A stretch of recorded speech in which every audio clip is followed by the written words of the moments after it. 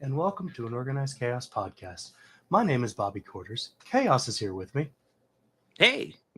Hey. So, we're here to talk about some movies, music, whatever else crosses our mind. But here is also the home of the most unbiased, genuine thoughts. We're not going to do anything just to say it, just to make money off of it, because we don't make a lot of money off this. In fact, we don't make anything. We just give our opinions. And our opinions are free and unsolicited, but they're not hateful ones. That is the important thing. Yes. But also, while you're here, please make sure to like, comment, and subscribe to my channel, that is Bobby Quarters, the podcast channel, Organized Chaos Podcast, and Chaos's channel while you're at it. So thank you for watching, and do enjoy.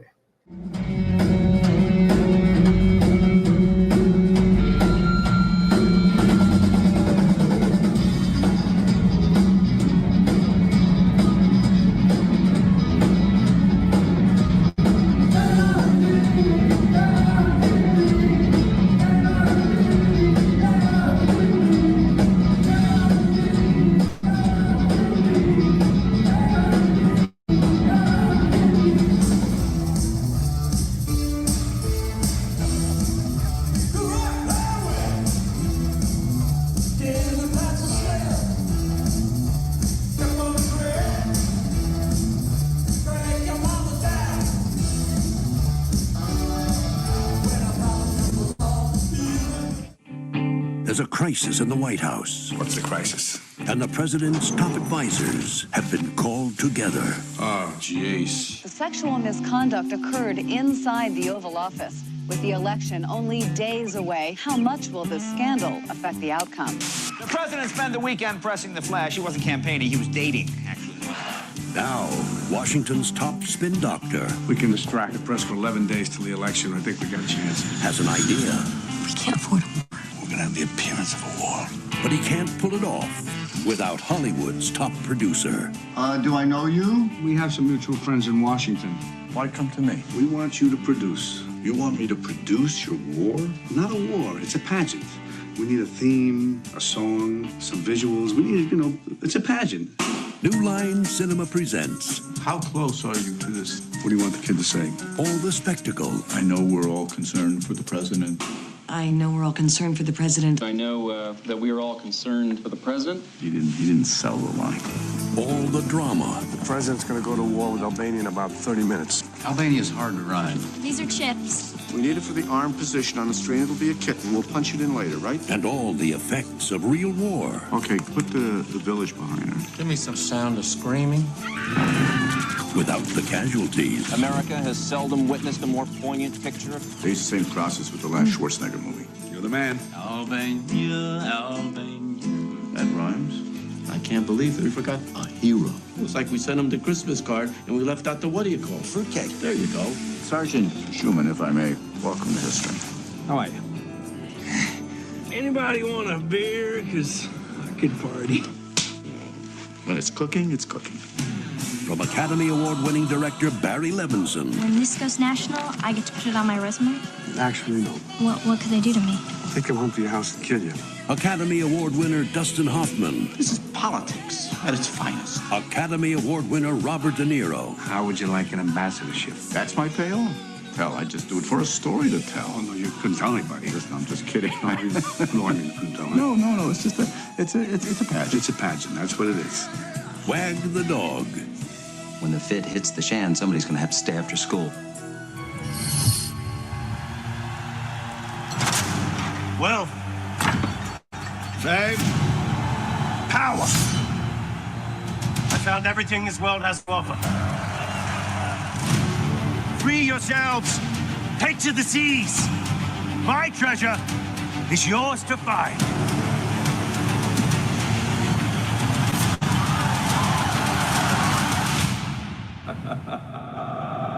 So what do you say?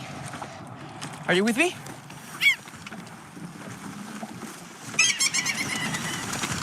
Mutiny. Why would anyone want to be a pirate?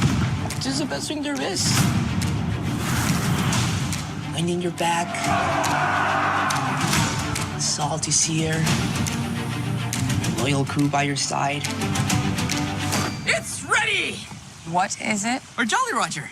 We are the Straw Hat Crew. We're heading up to the Grand Line.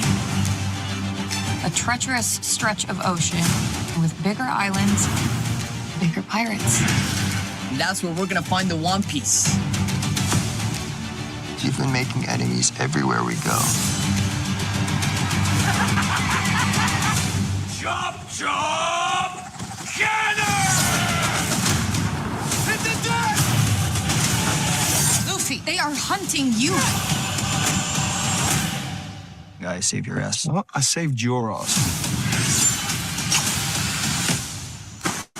You'll have to excuse them. They're idiots.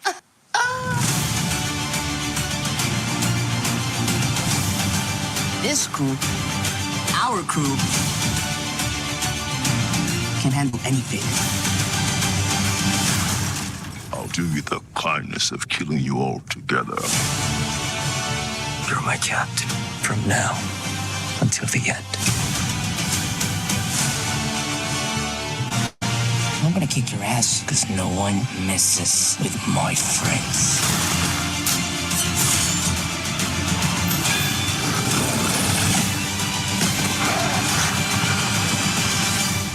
What's so special about you? I'm Monkey D. Luffy.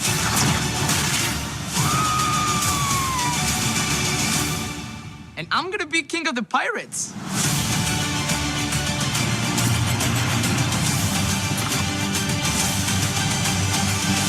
I didn't know there were so many pirates. It's terrible. I know, right? Where's my face?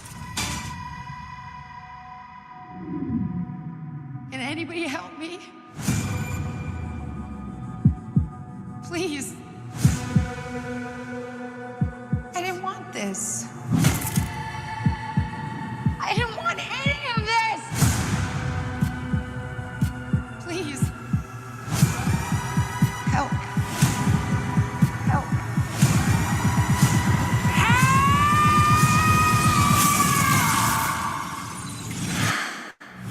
What happened? You had an accident. An accident, huh?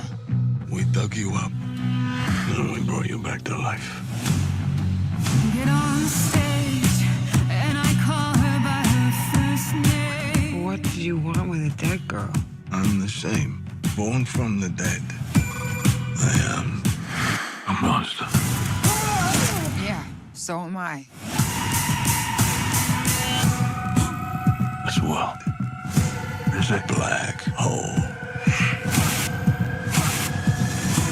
The corrupt are going to see life is here and it's coming to you from the monsters. Yes! Yes! Everybody dance! Everybody sing! Everybody move! Please don't hurt me, please. I'm sorry. What are you sorry for? Did you do something wrong? Something you thought you might get away with?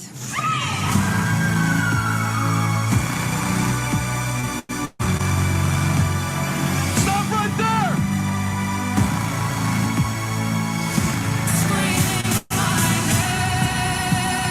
The dead have got something to say. And I'm saying it.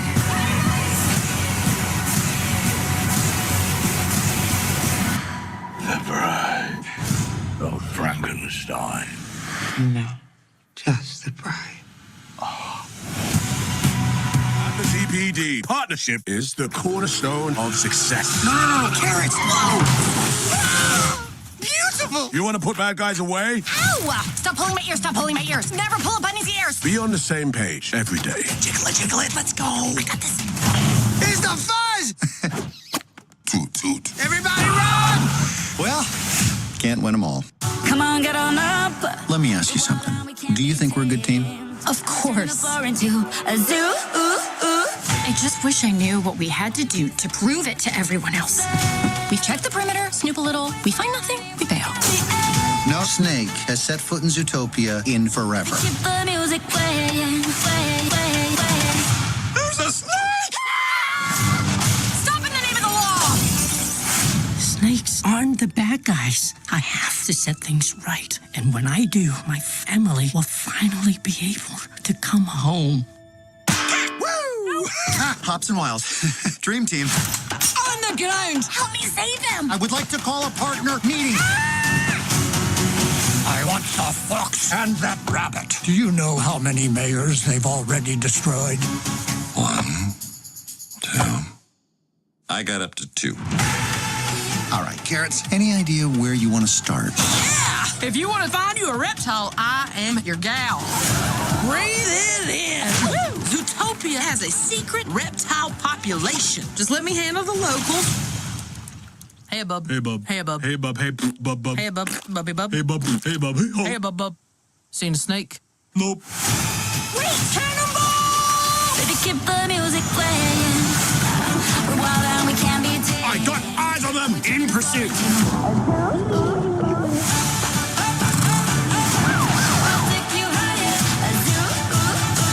We have to solve the case. It's not worth dying for. Judy! Nick! Good luck! I love you! When you two save the city, maybe everyone will see reptiles ain't that different.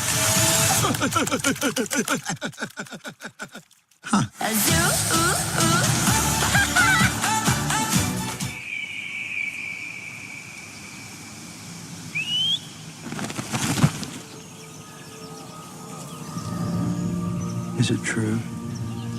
You know everything about a person by touching them here? Not everything. He's got more inside of him than any man I've ever met. Who are you looking for? William Shakespeare. I have no talent for waiting. The women in my family see things. What do you see? I see landscape, oceans, You're having twins, my girl. undiscovered countries. What do you wish to do, Hamnet? I shall be one of Father's players. Will you be brave? Yes. Will you be brave? When shall we three meet again? Our children's hearts beat. They smile, play. Never forget for a moment. Mama. They may be gone. Mama. My boy. He lives not. You should go to London. That place in your head is now more real to you than anywhere else. I am myself indifferent on it. Again. Do you not wonder what is in it? In what? The play. What shall I do? Keep your heart open. Look.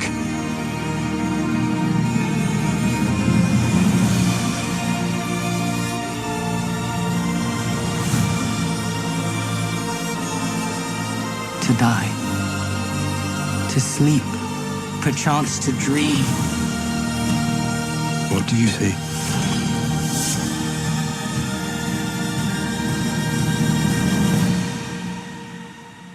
Why? Bye. Why? Bye. Why? I can't do it. We'll do it live. Okay. We'll do it live. Fuck it. Do it live. I'll write it and we'll do it live. Fucking thing sucks. Bill will never learn. Billy boy. How you doing, Bobby? I'm doing all right. Doing all right. Busy week this week, but yes, we definitely overall I would say good stuff to watch, but yeah, we'll get into it. Oh yeah, and I meant to bring this up to you earlier, but I don't know if there's a whole lot to say about it right now, but like potentially there's gonna be Firefly news next week. Yeah, potentially there might be some news relating. Listen, man, they're Firefly hyping it up in some way. Yeah, and they're hyping it up, and at this point, it's like it better be something big, otherwise you're really. I mean, I honestly think that they're all just going to be on the Nathan and Alan's podcast together. So they said specifically that is not it. They are not doing a podcast together. They're not doing a convention together. They're not doing anything like that. So it's like, okay, you're really teasing us. You're like, and if you don't know the context, there are viral clips going around of essentially Nathan Fillion going to the doors of all the Firefly cast and essentially going to them and saying it's time, and lots of them will look up, and usually it's a goofy joke or anything. But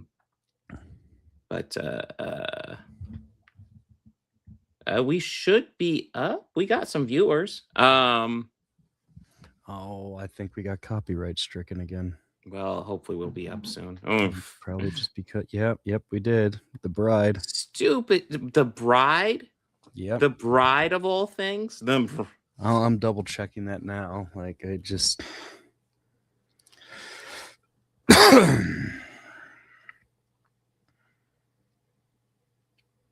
So according to this, will be re-enabled soon. For the fucking Bride of all things. I mean, I'm not surprised.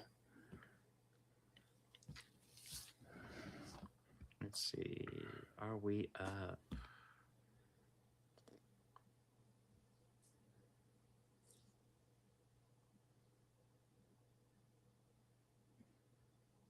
Because whenever Okay.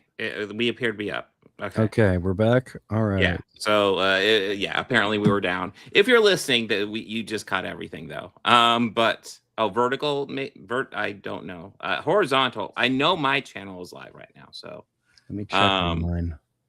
Yeah, and we'll get into it because I will be honest. The Bride's probably my least favorite thing from this week, but we'll get into it when we get into it. But of all things to take us down for that, I was like, and you know what? I watched that trailer live on stream when yes, it's stupid. You know, I get annoyed that they even copyright the trailers because it's fucking promotional material. You want people to share that shit. I don't get it. Well, the greedy fucks will be greedy fucks. So yes, but anyways, both of my channels are live, or both of my feeds are live rather. But yeah, so apparently Nathan Fillion's visiting the cast of Firefly and essentially saying it's time, and it's a huge tease. And at this point, it better be something big. Otherwise, you know, if I hear people saying, "Oh, they're going to do Funko Pops," and if it's just Funko Pops, I'm going to be pissed. I'm not going to lie. But yeah, we will have to see. I mean, well, I mean, other than the guy who played Shepard, because he passed away. Yeah, he passed away. Yeah, they can't bring him back. But he also died in the movie. And yeah, his character died in the movie. So did Alan Tudyk. Yeah. So yeah, and Alan's the one that they did not get together with. Well, they didn't do that, but like they are sharing it on the podcast that Alan and Nathan do. So I mean, it's safe to assume Alan's involved in some way. But yeah, he didn't do a thing where he visits the door. But yeah, kind of excited. I would love an excuse to put Firefly and Serenity on the podcast. Of course, I guess I could just do it when there's empty holes, but yeah, I don't know. Well, we will see. We will see. I think the official announcement is supposed to be March 15th, whatever it will be.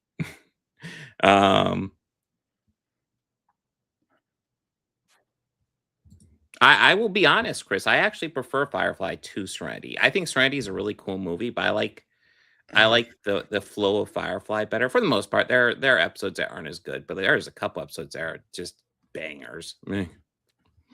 Yeah, absolutely. But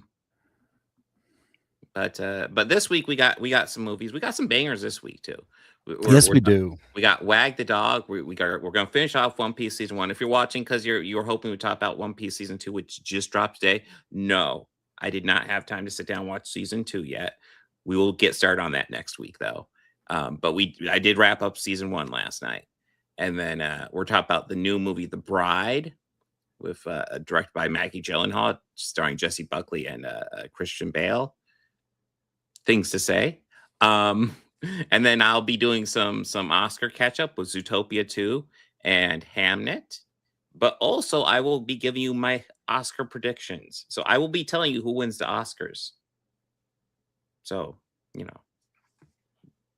you'll know. Well, your predictions. Yes, yes. And I will also be telling you who I think should win. Well, for the main categories. There's the lesser ones. I'm thinking for I'll save the lesser categories for the main Oscar stream, but like the big categories I'll go over tonight. I have a whole presentation ready to go. Okay. Yeah, The Bride copyright struck us. It's evil. But are we ready to dive right in? Yeah, let's do it. All right. So our first movie is a documentary. Wag the Dog. This is a movie. This actually happened. It's about a president who is accused of having inappropriate relations with a minor girl, and wants to cover that up by having a war. Totally fictional. Totally. Yep, fictional. absolutely and totally fictional. Not real at all. God damn, I didn't even remember that. I remember there was he had an affair, and well, it's been years since I've seen this, but I didn't remember that was literally an underage girl he had inappropriate relations with. I just remember he had like some sort of sex scandal. I was like, Jesus, this plays so much like real life at this point. It's ridiculous. But anyways, yeah, the only fictional thing here is that like in this movie they're having a fictional war with Albania, and in real life they just have real wars to cover up the sex scandals. Yeah, this is I don't know if anybody's seen it, but it's a classic. I haven't seen it in a long time, but I remember really liking it when it came out, and I think rewatching it now it feels just so much more fucking real. That's ridiculous. So the president has a sex scandal. He's coming up for re-election. Robert De Niro plays Conrad Brain. He's like a fixer. He comes in and he's going to come up with a solution to get the president reelected because the election's in like 11 days. And all the president's is kind of relying on these ads that essentially say, you don't change horses midstream. So Conrad has to figure out a way to bury the story about him and an underage girl. And so he goes to Hollywood. He goes to, I forget the name of the character, but Dustin Hoffman's producer character essentially is like, we have to come up with a war to cover up this scandal. So Dustin Hoffman brings his crew together and they come up with these ideas for a war. They come up with a theme song. They come up with a hero. They come up with a little backstory. Jim Belushi's Albanian, apparently. But yeah, they're fictionalizing this whole war with Albania. Why Albania? Because what do you know about Albania? the Belushis were Albanian. Like John Belushi. Yeah. They actually are. Yeah. Were they born in Albania? I think that their parents immigrated over. Okay. But like, have you ever seen the old SNL skit with Belushi and the cheeseburger? Oh yeah. That's based off of an Albanian restaurant that he would go to all the time. Oh really? And like he took the staff there, like his team there. I thought it was a joke. Of course, in the movie. They're almost joking about it, and then Jim Belushi's like, "I want to speak to my Albanian brothers," and they're like, "He's Albanian," Yes, he's actually Albanian. Yes, which I thought their family is. Yeah, no, I thought that was a nice touch. Bobby, what are your thoughts on this movie? I think it's classic. But what do you think? I thought it was thoroughly enjoyable, and there's something about movies that are made in this time period. I think that kind of mid to like. Between early and mid 90s, they have this aesthetic to them that is really great. And yes, it is kind of nostalgic, a little, yes. But even like the plot and everything is just so damn funny. And it just gets funnier and just more topical as it goes on. And I was definitely impressed as I watched this with just the cast. Because it just kept going, holy shit. Holy shit. Well, I mean, I forgot about a lot of people in there. Like, I forgot about Dennis Leary. I forgot about Willie Nelson. I obviously knew about Dustin Hoffman. I Robert forgot De about. Niro and Anne Heche. I also forgot about Willie Nelson too, and everything with Willie Yeah. was great. Yeah. No, he's the guy hired to do the music. Yeah, I did remember Woody Harrelson in this, but he is great. I think he gets like 4th credit, and he doesn't have a big role, but holy shit, it is a role. He plays the war hero that they picked from special programs, but they didn't specify what program they're picking him from. No. Oh God. Like this movie has aged like a fine wine too. Like this feels so just real, which is, I mean, you could call this almost a horror movie. Yeah. It definitely has funny moments though, and it definitely is leaning into comedy. It is very timely. I didn't realize this also looking into it. This is co-written by David Mamet, which is that's impressive. Yeah, this is a good fucking movie. This was really good. Gee whiz, Bobby, why do you want us to cover it though? I'm confused. Oh, no reason in particular. It's not like anything like this is going on currently in our country. Well, I mean, let's say our not president. not in our country, but it's not like any member of our administration is pulling a distraction tactic to divert attention away from any sort of scandal or questionable behavior of him previously or anything of the sort. But while I was watching this, I got a little curious. Mm-hmm. And our country was founded 1776, the United States of America. Mm-hmm. And we are close to an anniversary of our country, 250 years. We have been a country. Now, if you had to guess how many of those years, or if you could put a certain percentage on it, how long do you think that we have been involved in some sort of war or armed conflict in the 250 years? Here's the deal. I lean towards not a lot, but I lean towards in the past 100 years, a lot. I'm talking the whole 250.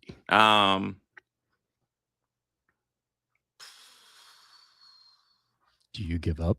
Yeah, I give up. I am. We have been involved in some sort of war or armed conflict for about 225 to 235 years. So that's Really? roughly 93%. Holy shit. Of the time that we have been a country. Mm-hmm. I didn't realize it was some that fun much. food for thought right there. But I mean, I'll be honest. I don't see that. I mean, for this to be real, like our current president Donald Trump would have to be involved in some sort of sex scandal. Let's say with somebody. Let's name off the top of my head, like some like random dude, like let's say Jeffrey Epstein or something like that. He's involved with a sex scandal. He wants to cover that up, so he's going to come up with a war against I don't know what's a weird country name. We'll go for Iran. Mm-hmm. God, do you think you'd actually do that? I mean, yeah. I think it's more interesting that he would have projected it when criticizing his favorite political or his favorite president to criticize, Barack Obama. He kept saying that he'll do it because he doesn't know how to negotiate properly, or what is it exactly? I know I'm going to try and say this verbatim, but I don't think it really matters. Dude, because I don't even think he understands the words that are coming out of his mouth most of the time. Like you go back in time, he's done like 50 tweets talking about how Obama is going to do a war for Iran to cover up something. Mm-hmm. It's ridiculous.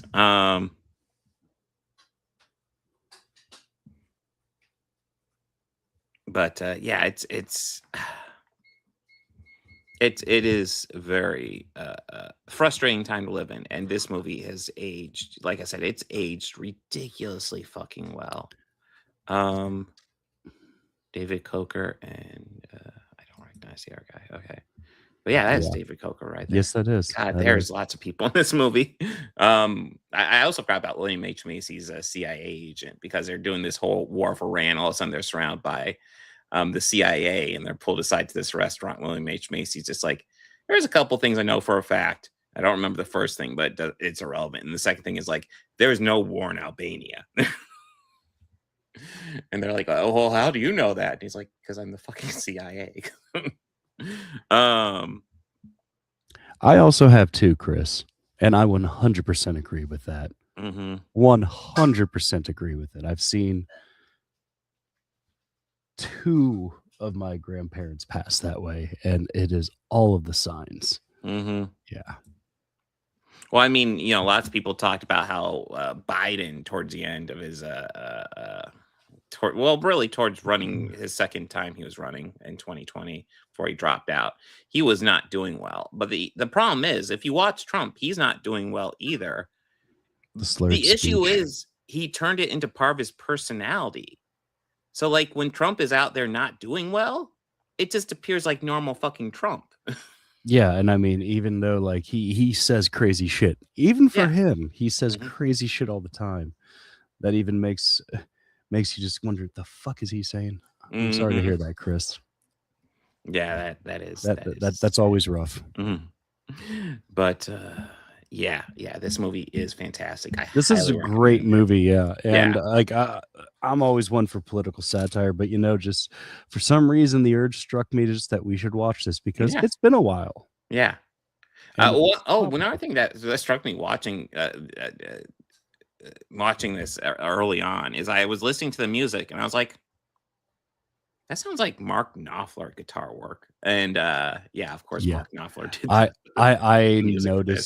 I noticed the name when it said music, and I was like, "Oh fuck yeah!" Yeah. And the whole time, like, I just hear guitar and go, "Yeah, that sounds like Mark Knopfler." Yeah. And then at the end, finally, he has a song about wagging the dog, and I went, "And there it is. Yeah, there's his voice." But yeah, this is an absolute classic. If you have not seen Wag the Dog, I highly recommend checking it out. It is a classic. Absolutely, check it out. Yeah. Anything you want to add, or should we dive into One Piece? Yeah, let's get into One Piece. All right, One Piece, season 1. We are wrapping it up. I think I probably like the second half of this season a bit more than the first half, and I enjoyed the first half a fair bit.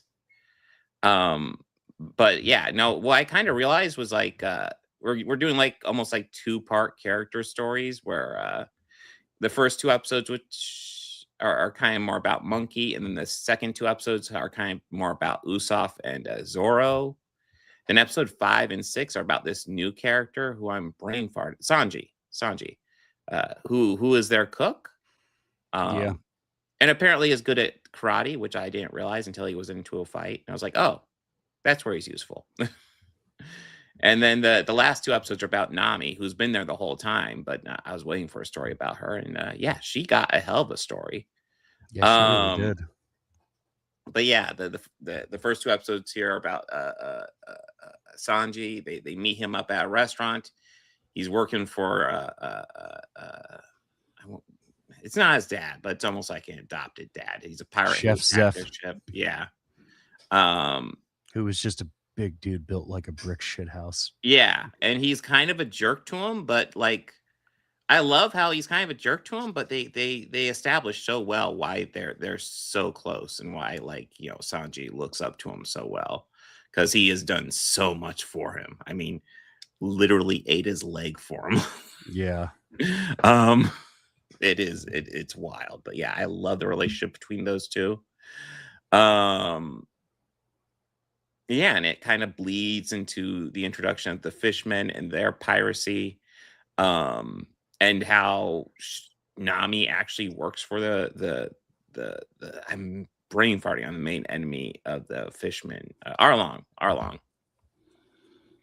Helps if I look at the names on here, but and how she actually steals the map to the One Piece and gives to Arlong in an attempt to free Herf's village.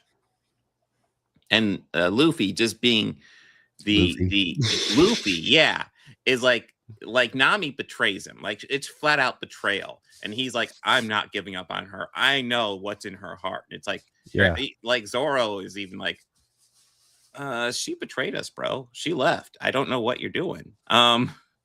But yeah, Luffy's like, I will not give up on her because he's Luffy, and I don't know, it's kind of the charm of Luffy. Like he doesn't give up on people. But yeah, like all these characters get a backstory. I like all of them. They all feel complete. I feel like Usopp could probably get a bit more because I feel like Zoro's backstory kind of conquered what was his story. But he'll get opportunities. But I overall like this season quite a bit. I'm looking forward to watching season 2. Yeah, I am too. Bobby? Yeah, I'm enjoying it. Yeah, you're right. Season 1 absolutely gave backstories to our 5 main pirates. Mm-hmm. Not so much Usopp, but I think we're probably going to get a little bit more of him. I think we kind of got a bit with him in the episode the Here Come the Pirates, or whatever it was. Mm-hmm. Well, his story was kind of mixed in with Zoro's, and I feel like Zoro's definitely conquered it. But Usopp got a little bit there, yeah. No, I do agree with that, yeah. But I mean, between the two, I also think Zoro's a cooler character. But yeah, I also think Zoro's a little bit of a cooler character. But yeah, honestly, these are all very cool characters. I like them all quite a bit. Which I mean, they're kind of the pirates with the heart of gold. Yeah, they're out there out fighting people. Usopp was more fleshed out in the anime manga. I would believe that. Well, the anime and manga definitely had more time because. There's a lot of episodes to the anime. I can't begin to imagine how. And I think a season of that is almost I'm guessing 30 episodes or something like that. Well, they haven't actually ended the season yet, so technically a season of One Piece anime is 1,100 episodes. Jeez. But they are split up into stories. But yeah. Well, yeah, and that's just a lot of character writing, or not character writing, but that's how they do their storytelling a lot of the time. Yeah. But yeah, I like this quite a bit. I'm excited to get into season 2. I did like the end of the episode 7 where Nami does end up asking Luffy for help, and he's like, "Of course I will, of course I will." And he screams, "Of course I will!" And it's yeah, it's Luffy. It's I think you had her with "Of course I will," but you go for the dramatic effect, sure. And he does get a bounty for himself at the end, so he wins. Oh yeah, and I wanted to throughout the whole season, Luffy's been being chased by the Marines who go after pirates, and the main Marine is his grandfather Garp, who has a specific interest in him because it's his father or grandfather. Yeah. And I was actually expecting this to be something that just goes on throughout the series. It felt like one of those storylines that's kind of in the background throughout the whole series, but they actually resolve it at the end of the season. And I think maybe after Stranger Things, I was just expect him to carry it on, be like the military, just carry it on throughout the series, then just forget about it at the end. Let them all just die spectacularly Stranger at the end, and that's it. That's how you resolve a storyline. But yeah, they actually resolved it nicely, where they end up in a fight, and Garp essentially realizes that's who Luffy is.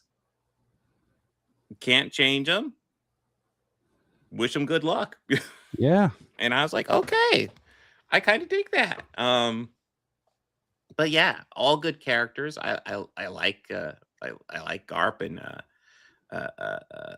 I like the Marine characters that are building up too. Yeah, I like all these characters pretty much across the board. Obviously, the pirates not as much, but yeah, the evil pirates, I guess I should say. Yeah. But yeah, and the scumbag ones. yeah. Oh yeah, I guess I Buggy.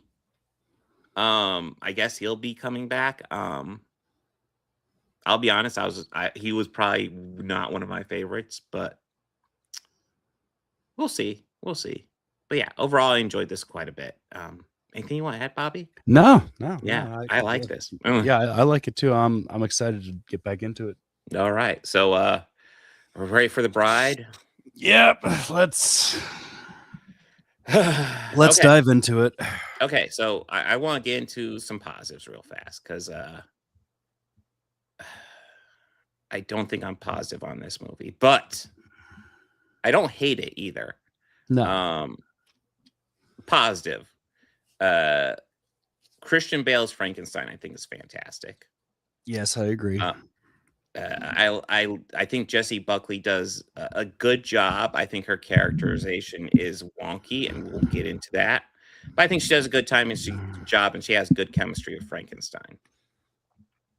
I also think these two detectives, played by Peter Sarsgaard and Penelope Cruz. Yes. Who is 52 years old, by the way. Yes, I was very surprised by that. The whole I'm time like, I'm looking at her "Holy going like, shit, she's I know gorgeous." who that is. Yeah. But yeah, they have great chemistry as well. There is I don't want to get into negatives. We'll get into negatives in a bit. So I like those characters and their chemistry. Susan I like seeing Sarandon Annette as the Bening. doctor. Yeah, I Annette like Bening- seeing Annette Annette Bening. Bening as the doctor. Yeah, that I didn't really realize it was her until the end, and I was just or till like the last few scenes with her, and I was like, holy shit, that's Annette Bening. Mhm. All right. I absolutely dig the fact that Frankenstein's into movies. I like that aspect. He especially likes dancing movies. Very, very cool. And I will say that I think Maggie Gyllenhaal was going for something. I don't think she hit it, but she was going for something. In a lot of ways, this does follow a lot of the classic Frankenstein story, where like essentially these two are just like out there, kind of living their lives, and like people start attacking them, and they do kill people, but it's pretty much all in self-defense. And yeah, and essentially they get killed by the police mob that goes after them. I do appreciate how much it harkens to the Frankenstein story. Shall we start diving in? Well, why don't you go into some positives, Bobby? Yeah, visually this looked really good. Yeah, there's cool like visuals the aesthetics of it. It looked good. I didn't think for a second. Well, that's not entirely true. There's a lot of it that I believed it still was taking place in the 1930s. Yes, to a degree. There to was a degree, some fudging with that. There was some like the dance club scene that was a little, the dance club where everybody's dressed like it's 1930s, but they're playing like almost modern goth music.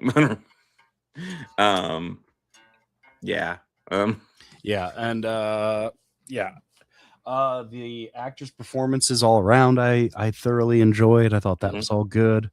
I do agree with you that Maggie was trying to go for something, but I feel there were a few misfires with it. Not to say that it like makes the movie bad enough to walk. Oh, and I could say this: nobody walked out in my theater. Yeah, I don't recall anybody walking out. But chuds are gonna chud over things because they chud. And, Yeah.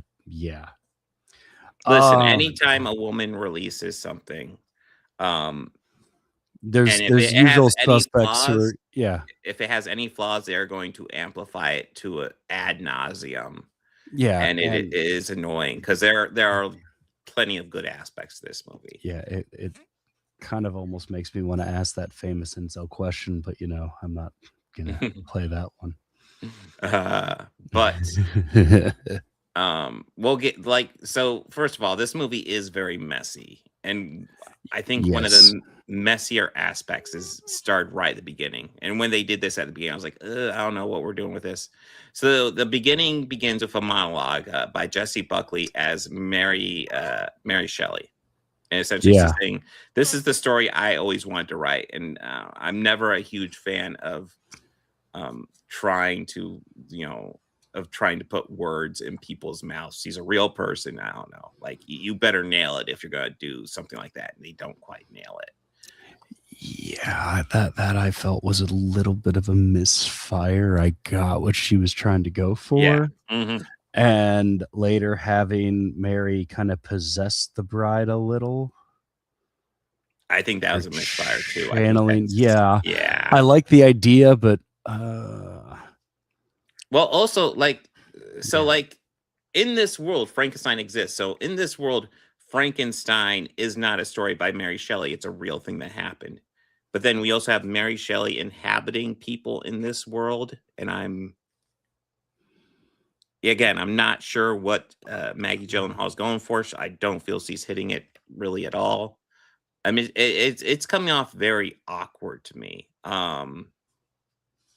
Yeah, especially the possession aspect, because part of Jessie Buckley, and I think she does a fine job with the material she's given, but part of her thing is that like half the time she's Ida, and half the time she is well, I almost want to say most of the time she's supposed to be essentially Mary Shelley, because it's the accent that's supposed to be Mary Shelley, and it's used, I believe it's her natural accent most of the movie, but every once in a while she has an American accent.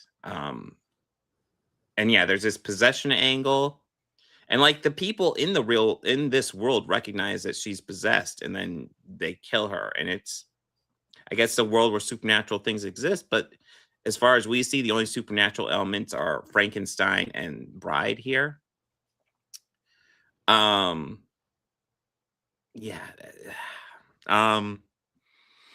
The other thing, so another thing that really doesn't work. So I brought up, I like the chemistry between these two characters. I like the chemistry between these two characters. But there is also this moment where it's clear that Peter Sarsgaard has a past history of Ida. And they have a connection. And when they reveal that, I'm eager to find out what that connection is. And the connection is kind of just, not that big a deal. And it's like, he just knows her, and that's about it. And it's like, I was hoping for something more. I was hoping for something to fill this out a bit more. Yeah, I was hoping, but it was not that at all. Yeah, it was thin. And there's also this aspect where, like, in the 30s, apparently they become a viral sensation, and everybody becomes fans of the Bride and start doing them. Like, so part of it is that her skin got stained from the chemicals that Annette Bening used. It was a side effect that she didn't see. It just gives her the black splotches on various spots of her, mainly on her face, but on her skin. And apparently they become a viral sensation. Everybody starts doing that, and they introduce that aspect, and it plays nothing into the story, as far as I can tell. It's kind of weird. Maybe one small scene of a payoff, but that's about it. Yeah, it's weird. And there's aspects like that, and there's aspects like, they go to the goth club, and it almost feels like honestly, it feels like more of a modern day goth club with like a 30s aesthetic. And I'm almost watching it, and I'm like, you could have set this in modern day. I don't know why you didn't. I mean, I guess maybe you wanted to go for more of the period piece, but like, I don't know, if you're going to go for the period piece, go for the period piece. If you want to go for more modern aspects, go for more modern aspects. I mean, there's also this surreal element. So brought up how Frankenstein's this huge fan of movies, and like his favorite performer is this dancer played by Jake Gyllenhaal. And he encounters him, and Jake Gyllenhaal's kind of a dick to him, and I kind of like that aspect. But then all of a sudden, it's like they're possessed, and they start do like a musical number there. And this is like the only time in this movie this happens, and it's bizarre. Yeah, and they don't really do anything with it. And the police show up, they see them, but they wait for them to finish the musical number before they really do anything. And it's like, okay. Cool. Yeah, this movie's a serious mixed bag. I don't think it's terrible, though. No, I don't think it's anywhere near as terrible as most of these chuds are making it out to be. But absolutely. Like Byron had mentioned earlier, that these usual suspects of them just don't want women to be in anything, which is 100% true. Mm-hmm. And most of them just have. Yeah. I'm not even gonna finish my. Yeah. We're aware both of those douche canoes made, and they can, Just eat a nice big fat bag of yeah. And I will also say I like the idea of like remaking Bride of Frankenstein with a much firmer focus on the bride, making the bride the main character. Because let's face it, when you watch Bride of Frankenstein, it's a fun movie, but it is very much just Frankenstein 2 with like a cameo of the Bride of Frankenstein. And like her real big screen time in the scenes that if you look up the original and the scenes of her, it's literally that she freaks out and destroys the lab and kills them all. And then the credits roll. I mean, the actress that plays the bride might have less than 2 minutes screen time. Honestly, it's short. I mean, at the beginning, she has more than anything else. Thank you, Chris. So, like doing this story where you focus on the bride, I like that idea. And honestly, you might be able to make a much better movie of this if you cut out a lot of the extra stuff that just doesn't I work. also kind of felt this movie would have been great if it was 30 minutes less long, like 30 minutes cut out of it. Yeah, and honestly, like I was bringing up, like, well, that also thing, the Mary Shelley stuff doesn't work. I like how the Mary Shelley stuff's done in black and white, and there's even this moment where like we have Mary Shelley talking to Ida, and she's in like this glass jar, and it's black and white. It looks cool. Yeah, it's a cool visually. It's great and a it great just doesn't really storytelling sync with element. the story. It just doesn't work. Yeah, it's like I want to like that, but and it's this like, this is Maggie's first turn as a director. I thought it was her second. Was it her second? What else did she? Let me.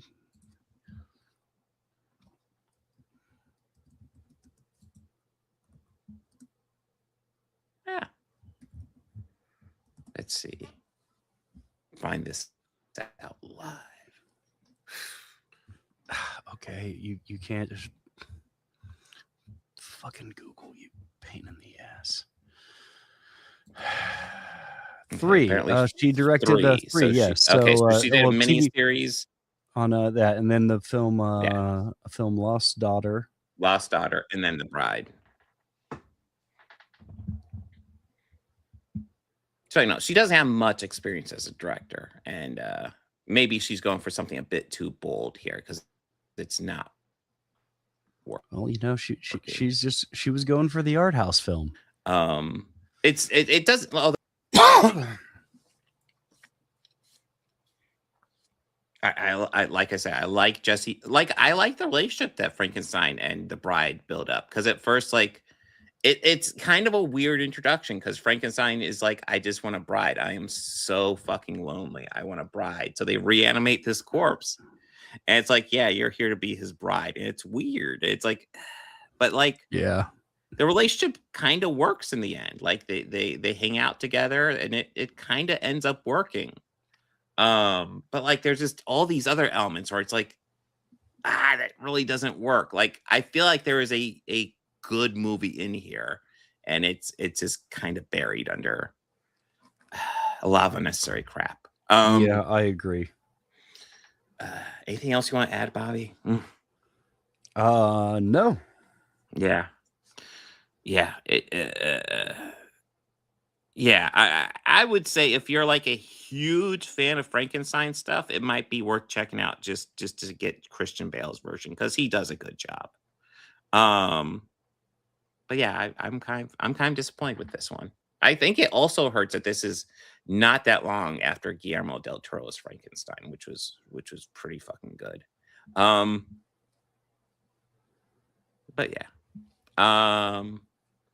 Ready for Oscar stuff. All right, yeah. Let's talk to me about some Oscar stuff. Okay. Zootopia 2. So this is nominated for Best Animated Feature. I'm gonna try to watch the other movies nominated for Best Animated Picture before I get to the actual Oscars, so I can give you more thoughts. Right now, I've seen 3 of them. So wanted to go ahead and watch this. Plus, it's a pretty popular movie. Although I didn't realize the first one was 9 years ago. I didn't realize that there was that big a gap between these movies. Also, I have to admit, as I'm getting older, time is just going by so fast. But yes, Zootopia 2. This tells the story of Judy Hopps and Jason Bateman's Fox. I brain farting on his name, but they are cop partners. Nick Wilde. And they're on a mystery, of course. And this mystery involves reptiles, mainly Ki Hugh Kwan's Gary the snake. And probably the greatest moment in this is where he goes, "Hi, I'm Gary D. Snake." And they're like, "Oh, well, wait, what's your last name?" He's like, "The Snake." And I will also say Ki Hugh Kwan, total highlight in this movie, best aspect. He is hilarious in this. But there's essentially this mystery vault where the reptiles are being framed for a crime. And the truth is the crime is actually being done by these rich assholes, but the lynxes, and the reptiles are being framed because they're seen as outcasts, so they're easy to frame. They're underclassmen. So overall, there's like solid social commentary and a decent message behind this. Actual delivery wise, it's kind of, I mean, I think it's good for a kids movie. As an adult, it didn't really thrill me. This wasn't like Elio or anything where it works, but like I think this was a fine movie, but like I didn't think it was amazing at all. I think there's potentially a really good movie. But yeah, I thought this was just fine. Nothing thrilling. I don't actually have a whole lot to say. I actually did not watch this one at all. I made no effort to watch this one. I tried to watch Hamnet, but I did fall asleep, and it was very late. It was late when I started it, so that was on me. But yeah, this is decent. I'd say if you're a huge fan of the first one, check it out. But like, it didn't particularly thrill me or anything. Ki Hugh Kwan was awesome in it though. But you know what? I'm just gonna go ahead and dive into the movie I really want to talk about, which is Hamnet. Because I'm not gonna lie, so like when I do these Oscar coverage, it's been years since I've done one of these, but when I do this and I go through and start watching these Oscar movies, you know, usually I can find at least a couple movies. Most of the movies I watch, I'll be like, well, that's decent. I don't think it's as good as people are making out, but it's decent. There'll be a few where I'm like, oh, yeah, that was pretty good. And a few where it's like, yeah, I get that why people are shouting it out. And then occasionally you get something like this. And this movie fucking knocked my socks off. I absolutely love this movie. I will say, if I were to critique it at all, I would say the first hour, I feel like not a whole lot happens. It's mainly about Agnes and Will Shakespeare and the beginning of their romance and the beginnings of their family and how he leaves a lot to work on his plays. And there's not a whole lot of conflict, but it is beautifully shot and wonderfully acted by Jesse Buckley and Paul Mescal.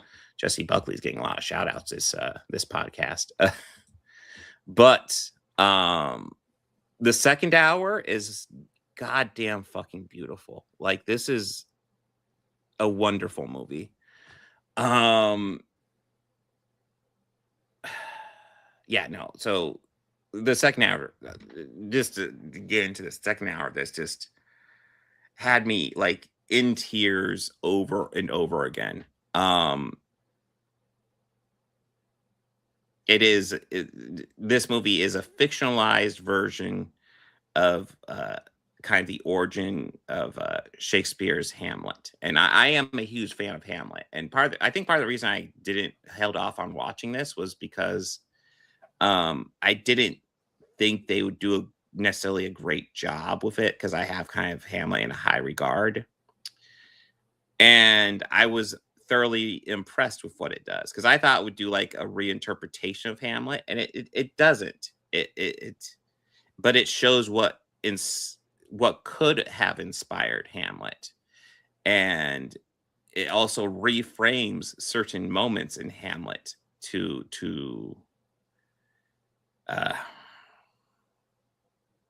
different things. And it really hits hard.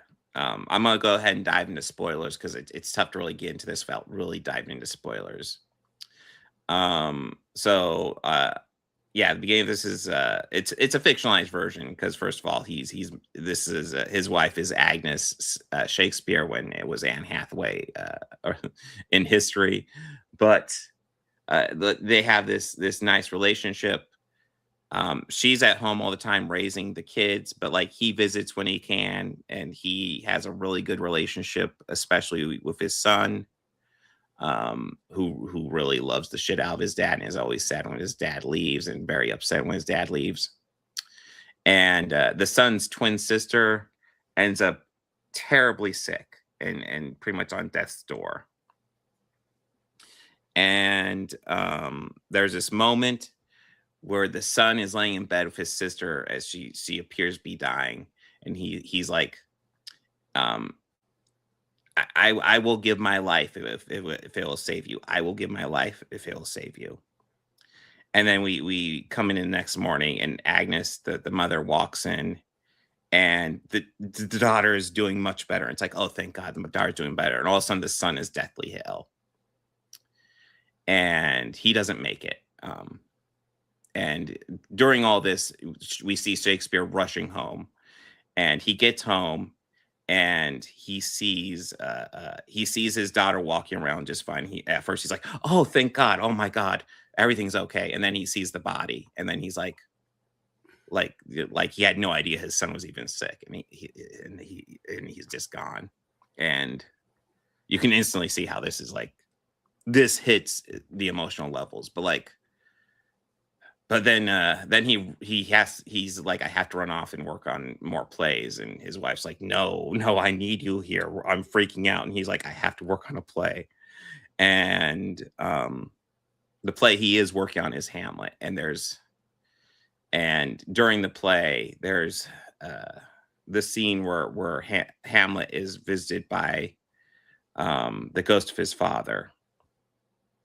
And it's just playing out like, that normally does in the play, in the story, but except like the actor that plays Hamlet does bear a bit of a resemblance to his son, and Shakespeare is playing the ghost of his father, and it reframes the entire scene as Hamlet having a goodbye moment with his son that he never had in real life, and that is intensely powerful.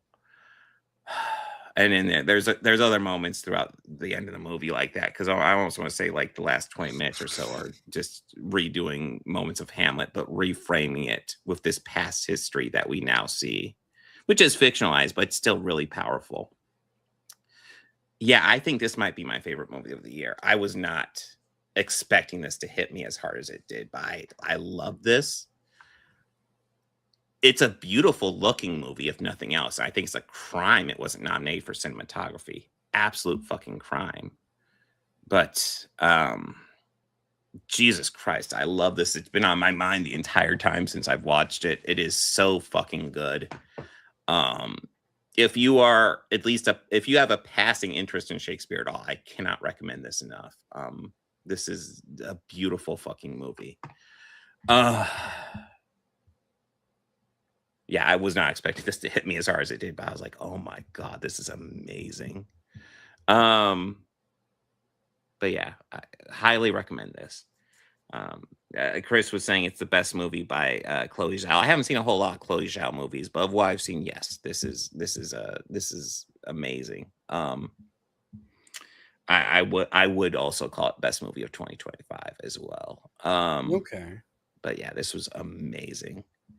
But speaking of best movie of 2025, we got some Oscar predictions to go into, so let me get into more of a serious mode, because God, even thinking about this movie, I was like, God damn it, I'm getting emotional. This is so fun. It was so fucking good. There's lots of let me go ahead and go over some of the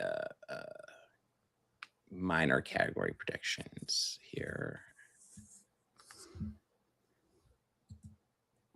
I'm gonna try to do more research into them, but like more research into what my opinions are on the movies. But I give you a lot of predictions on what I believe will win, just looking at the numbers and what's going on so far.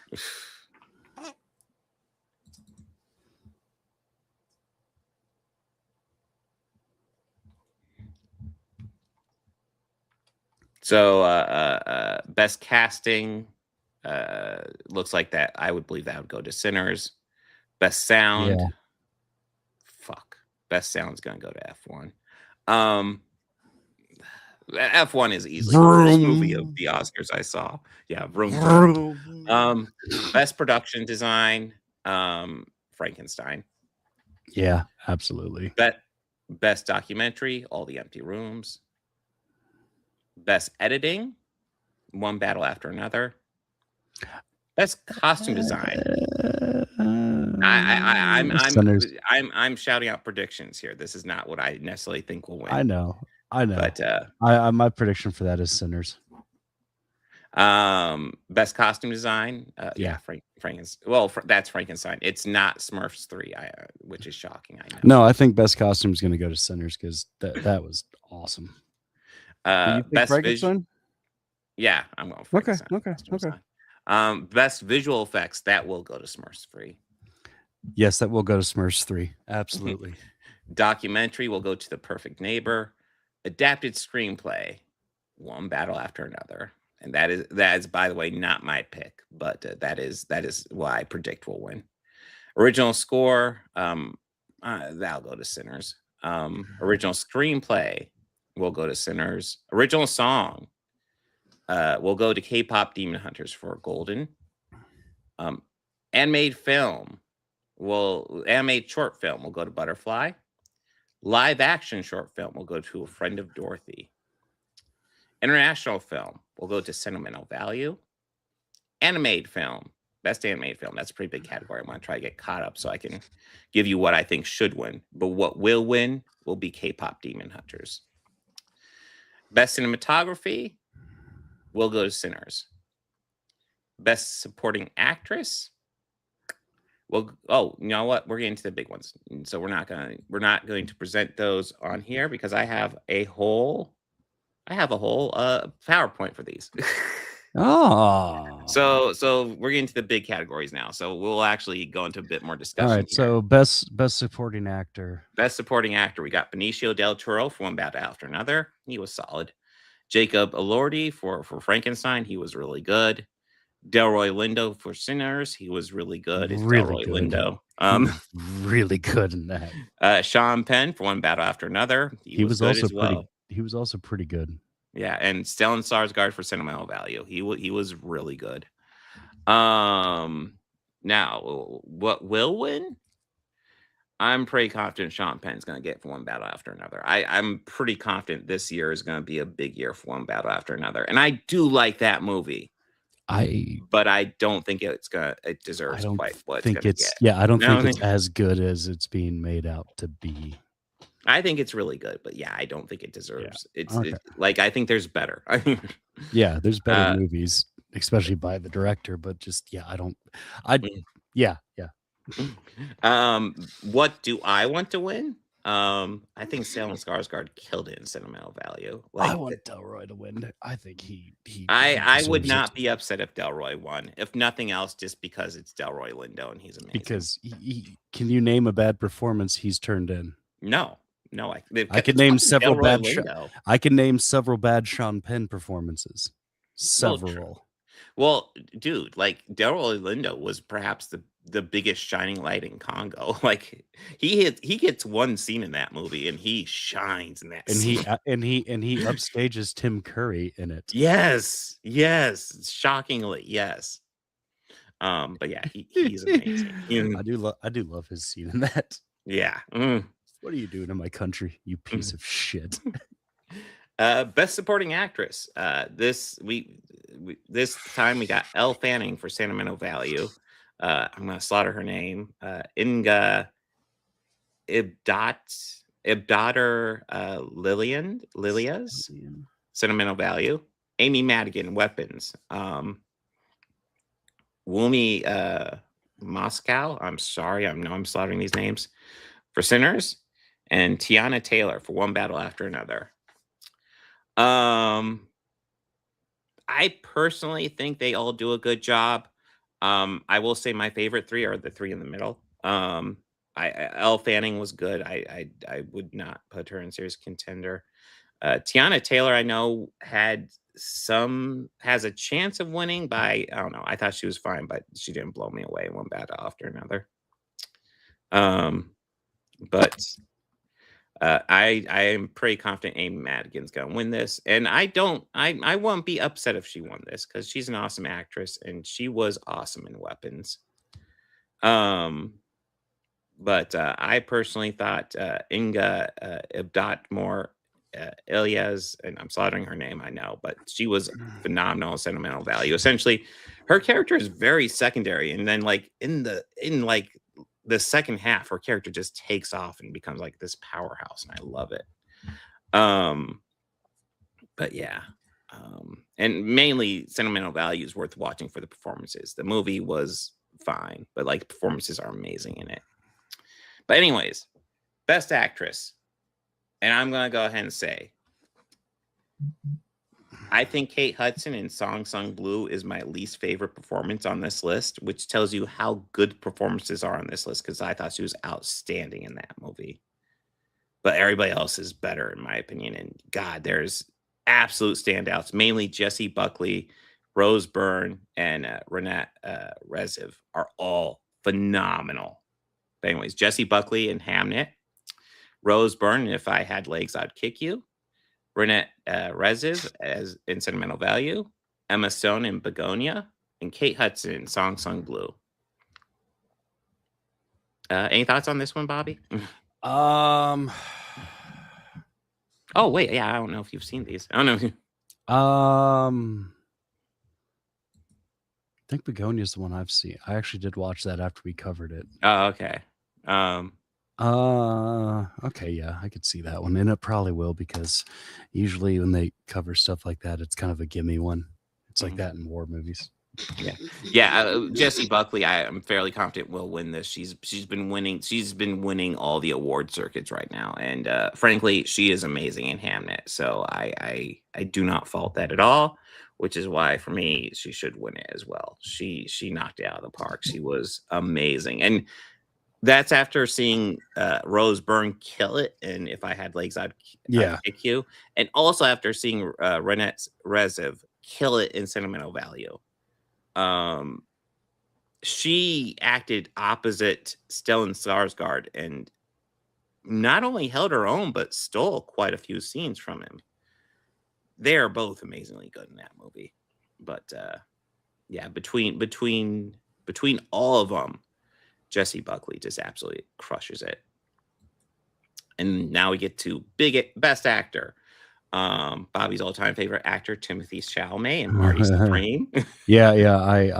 I hope he loses, and I hope there's a close-up of him crying.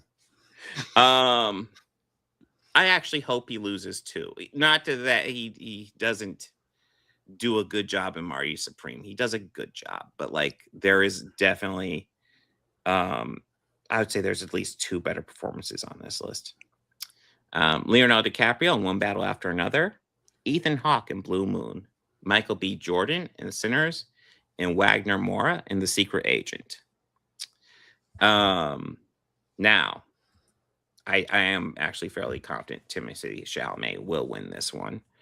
I don't want him to win it, but I think he will. I think he will. I don't think Leo's gonna get it. No, I don't. So listen, I think when we're talking about acting in One Battle After Another, there's good acting in that, but like I really feel like Sean Penn really steals the show in like every scene he's in that movie. Yeah. But yeah, I think Timothée Chalamet will win it. Who do I want to win? I think Michael B. Jordan fucking crushes it, and it's long overdue that he gets some actual praise, because I hope Michael takes it, because he did do I hope he does too. And I mean, this isn't only his great performance, but in this he's playing two separate characters who are complete and total polar opposites. Well, they're different, but they're also similar. There's so Similar many in ways that they're so many similar, but ways, there's so many yeah. different ways that they're different, and I love that. He does it so fucking Eh. well, and he plays these two complete characters, and they feel like completely different characters. It's so well done. I mean, Yeah. Yeah. I loved his performance in Sinners. Fucking amazing. Best director: Paul Thomas Anderson, One Battle After Another. Ryan Coogler, Sinners. Josh Safey, Marty Supreme. Joaquin Tier. Joachim. Yeah. Sentimental Value, and Chloe Zhao for Hamnet.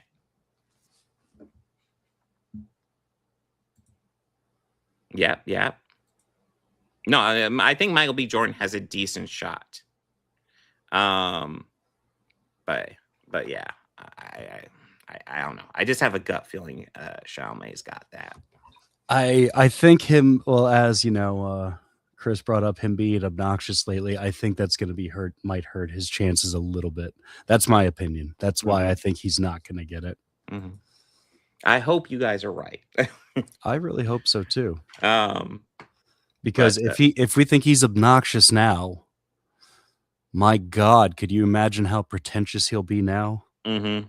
I mean, he's already suffered a lot of brain rot by dating a Kardashian. So, oh, and I think Jay Bird's bringing up a good point. Michael B. Jordan is pretty much fantastic in everything I've seen him in. I mean, agree. the only exception I'd say is that Fant Four Stick, but like, I don't blame any actor for he Fant kind of Four Stick. yeah, but they all did the best with what they were working with. Absolutely. What they're working with was dog shit. But yeah. Well, yeah, the script was terrible. They The had good story was cast though. Okay, yeah, and besides, they had like someone who was like probably one of the best picks for Doom, and just made him completely nerfed. But oh God, yeah, Toby Kebbell, fuck, like he should have been an amazing Doctor Doom. You know what I mean? Yeah. The Truly cast did didn't not deserve the deserve script. Yeah, the cast didn't deserve that script. I mean, Miles Teller. Yes. Yeah. Well, what a great, like, if you're doing a young Reed Richards, Miles Teller, fucking yes. Yeah. Like, I'm cool with that. Yeah. But anyways, these are contenders for best director. I think Paul Thomas Anderson is gonna get it. Mhm. I don't feel this is his best work, but it's not his worst. But again, I don't think that this is worthy of half of the Oscar buzz it's been getting. But So, that's again my opinion. I think I might just have a slightly lower opinion of Paul Thomas Anderson than you, because I do think this is one of his better movies. But yeah, so I agree. I think Paul Thomas Anderson will win this. Who do I want? Oh, Ryan Coogler. Yeah. Well, I'm going with Chloe Zhao. Okay. I would love if Chloe Zhao won this. Because Hamnet was so fucking good. Okay. From what I saw of it, I enjoyed. But best picture, Begonia. F1. I'm sorry, I don't get F1. Did they Brad Pitt? Is that it? Brad Pitt. That's. I mean, I love Brad Pitt, but come on. I mean, he at this point he's Oscar royalty. He's Hollywood royalty. Yeah, but there's better movies than. Oh, there F1. absolutely are better Fucking movies. Hell. But Frankenstein, Hamnet, Marty Supreme, One Battle After Another, Secret Agent, Sentimental Value, Sinners, and Train Dreams. Listen, with the exception of F1, I get why everything else is on here. I watch these movies. I'm like, okay, I get it. Now, what will win? You could probably guess. It's going to be One Battle After Another. Typically, not always, best director and best picture go hand in hand. Now, what do I want to win? Well, if you saw earlier in the podcast, you probably know I want Hamnet to win. I was not expecting that movie, like to see it so late in the game and just how hard that movie hit. God damn, it was fucking good. I'm trying to think. Before I saw Hamnet, I kind of want to rewatch Sinners, but I was leaning towards maybe Sinners or I don't know. I honestly, I would love if Sinners won just because horror movie love would be nice. Yeah, some love for horror movies. I mean, there's a bunch nominated this year, which is Mhm. great. I am hopeful. Yeah, It's yeah, the we'll last have to time see. a horror movie won any Oscar that I can think of. Was it Jaws? I was leaning towards Silence of the Lambs. Maybe Silence of the Lambs. Yeah. There's probably something sooner than that, but yeah, Silence of the Lambs sweep the Oscars. Speaking of, Which I is saw a fucking trailer for that today where they're re-releasing it to theaters. Great fucking movie, by the way. Yeah, I was like, oh, that would be kind of cool to see on the big screen. Yeah, I never saw it on the big screen. Neither did I, and that would be cool. Mm-hmm. I mean, listen, I like One Battle After Another a fair bit, and I think Frankenstein's solid too. I can live with anything besides F1. I don't think F1 has a shot at it. I would be really annoyed if F1 won. God damn it, why? I'd be annoyed if Marty Supreme won. Well, yeah. But actually, it would be funny if that won and Timmy didn't get the Oscar pick. That'd be fine. Marty Supreme is a solid movie. I don't think it's one of my favorites, but it's solid. But yeah, those are my big picks. I'll have a bigger list when we get to the actual Oscar live stream. But yeah, I'm pretty confident in those ones. Yeah. Okay. But yeah. How you doing, Bobby? I'm all right. Next week, show, but yeah, that's all right. But yeah, next week. Week we're getting into Star Trek Starfleet Academy episodes 7 through 10. Yeah, we're gonna wrap that up, and we're gonna dive into season 2 of One Piece, episodes 1 through 4, and then we're going to watch Hoppers, which is an animated film, I believe. And for the Oscar coverage, which will be after the Oscars, will just be a recap of Sinners and Frankenstein. Yeah, revisit those because it's been a while since I've seen them. I like to refresh myself before I go into the Oscars. So yeah, those are 2 guaranteed good movies. Yeah, I've already seen part of Starfleet Academy. I know one episode's kind of meh, and then one episode's really good. So.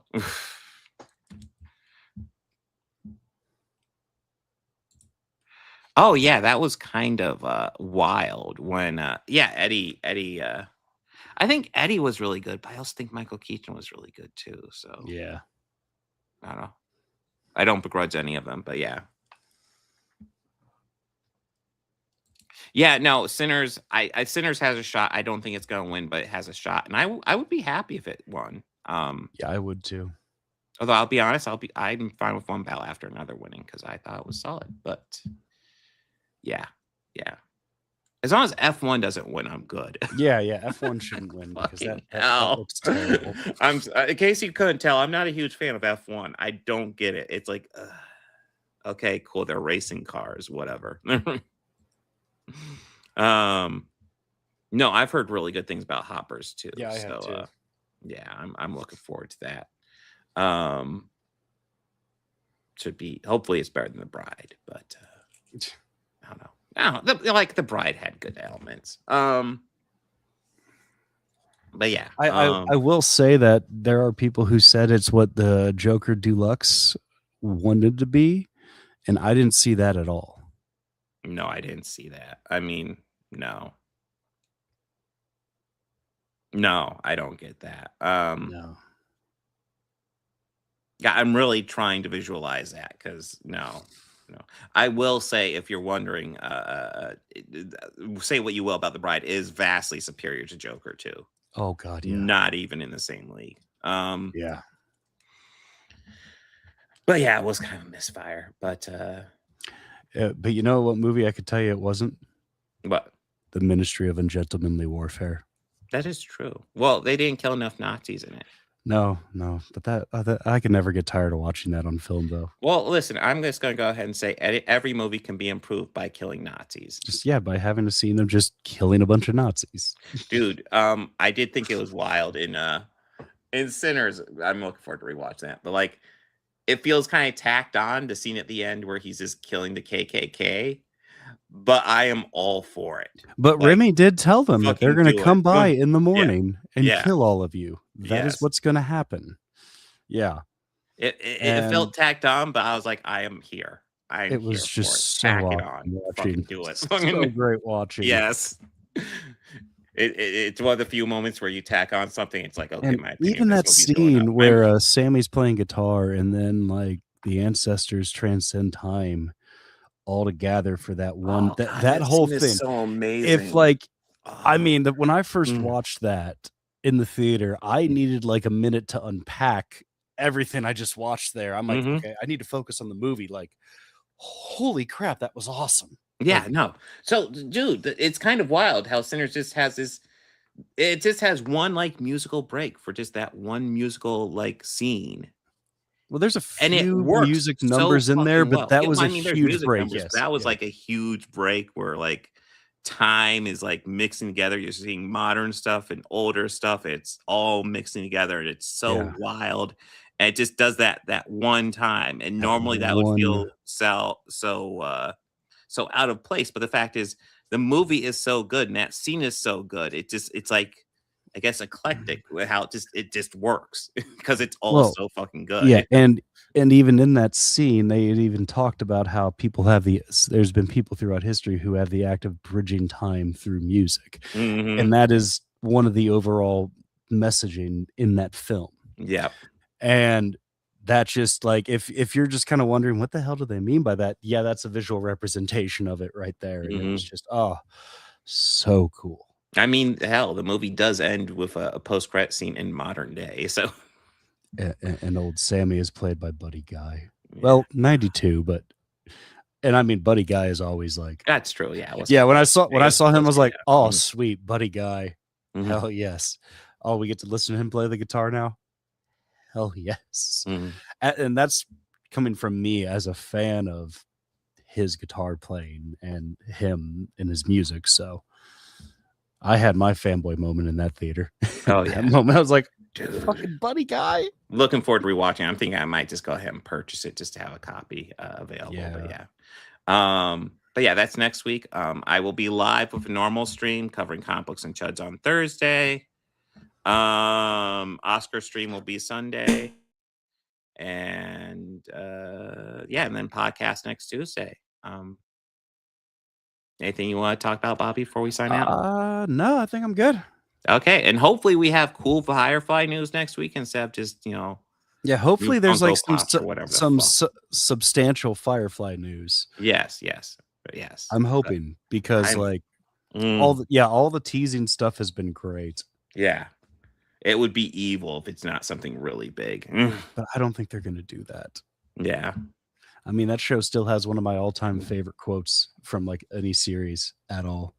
Oh, which one is it? Because there's lots of good quotes. Let's be bad guys. Oh, that's a good one. I mean, that's a great episode too.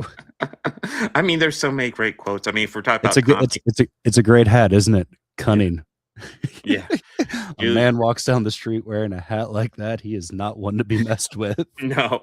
Oh, dude, like the thing that always pops in my mind is when Inara brings her one client on board, it ends up being another woman, and Jane's just looking, he's like, I'll be in my bunk. Yeah, I'll be you just know. You know? I want to trade you. I call her Vera. Yeah, my days of taking you seriously are seriously coming to a head. God, there's so many great ones. How dare you shame me in front of strangers? Oh, beautiful floral bonnet. I kind of, yeah. I swear by my beautiful floral bonnet, I will kill you where you stand. Yes. But yeah, and a special hell. Yes. Oh yeah, the special hell. The special hell. But guys, hopefully we have news on that one next week. But Yeah, because I'm also down for rewatching that series. Oh, Like, absolutely. I I'm haven't seen it always in a down for moment, but rewatching yeah. Firefly and Serenity. But guys, we'll see you next week. Party on and be excellent to each other. Take care.